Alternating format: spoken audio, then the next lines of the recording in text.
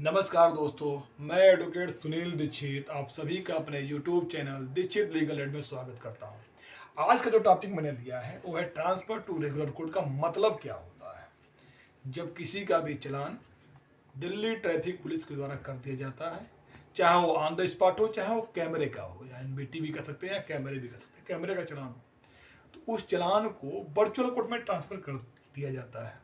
जहां पर virtual court के जो रिस्पेक्टेड जुडिशियल अफसर होते हैं उसमें एक फाइन प्रपोज करते हैं, जिसको आप जाके उसका ऑनलाइन भुगतान करते हैं। मान के चलिए कि आप किसी भी कारणवश उसका भुगतान 6 महीने के अंदर नहीं कर पाए, तो मोस्टली ये देखा गया है 6 महीने के बाद उसको ट्रांसफर टू रेगुलर कोर्ट कर दिया जाता है। इसका मतलब ये होता है कि अब आप अपने चालान का ऑनलाइन भुगतान नहीं कर पाएंगे। अब जब भी आप अपने चालान का भुगतान करना चाहेंगे तो उसके लिए आपको रेगुलर कोर्ट में जाना होगा। ये रेगुलर कोर्ट का मतलब क्या होता है? रेगुलर कोर्ट का मतलब ये होता है कि जो जहाँ पर भी आपका चालान हुआ है उससे संबंधित जो कोर्ट होगी वहाँ पे आपको जाके इसके भुगतान की प्रक्रिया को करना पड़ेगा। अब इसकी जानकारी कैसे होगी? वर्चुअल कोर्ट में तो ऐसी कोई जानकारी दी नहीं जाती है। इसकी जानकारी के लिए मैंने एक वर्चुअल कोर्ट से संबंधित वीडियो बना रखी है, जिसका लिंक मैं डिस्क्रिप्शन में दे दूंगा, आप जाके उसको देख भी सकते हैं, जिसे पूरी डिटेल हमने समझाया है कि ऑन द स्पॉट चालान में रेगुलर कोर्ट के बारे में कैसे जानते हैं और कैमरे के चालान में लोकेशन के हिसाब से कैसे जानते हैं। उसको आप देखेंगे तो आपको समझ में आएगा। अगर कोई दिक्कत होती है, आपको समझ में नहीं आता है, तो आप मुझे कमेंट कर दीजिए। प्रयास करूंगा कि पूरी उसका रिप्लाई आपको सही समय पर दे दूँ।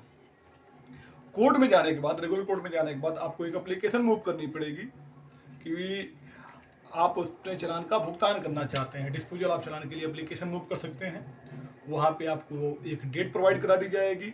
उस डेट पे जाएंगे। अगर ट्रैफिक पुलिस ने अपने चालान को ट्रांसफ़र कर दिया है रेगुलर कोर्ट में, तो सेम डे भी कभी कभार जुडिशियल अफसर जो होते हैं अलाउ करके डिस्पोजल कर देते हैं। मोस्टली आपको एक डेट वहाँ प्रोवाइड कराई जाती है।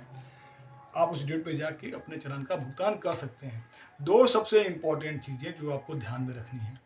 नंबर एक चीज़, जो आपको एक प्रपोज्ड फाइन होता है, रेगुलर कोर्ट में जरूरी नहीं है कि यही फाइन हो। रेगुलर कोर्ट में जो भी वहाँ पे रिस्पेक्टेड जुडिशियल मजिस्ट्रेट होंगे अपने हिसाब से फाइन अमाउंट इम्पोज करते हैं। दूसरी चीज़ ये होती है कि जो फाइन की रिसीट आपको मिलती है वो आपको अपने पास संभाल के रखना होता है, क्योंकि दिल्ली ट्रैफिक पुलिस ने आज अभी तक कोई ऐसी व्यवस्था नहीं बनाई है कि कोर्ट में अगर कोई चीज़ किसी चालान का डिस्पोजल हो गया हो तो उससे आपका चालान ऑनलाइन हट जाए। आपको स्वयं जाके उसको फाइन रिसीट को जमा कराना होता है। अगर ऑन द स्पॉट ट्रैफिक चालान है तो आपको जाके उस कंसर्न सर्किल में इस फाइन रिसीट की कॉपी को जमा कराना होता है।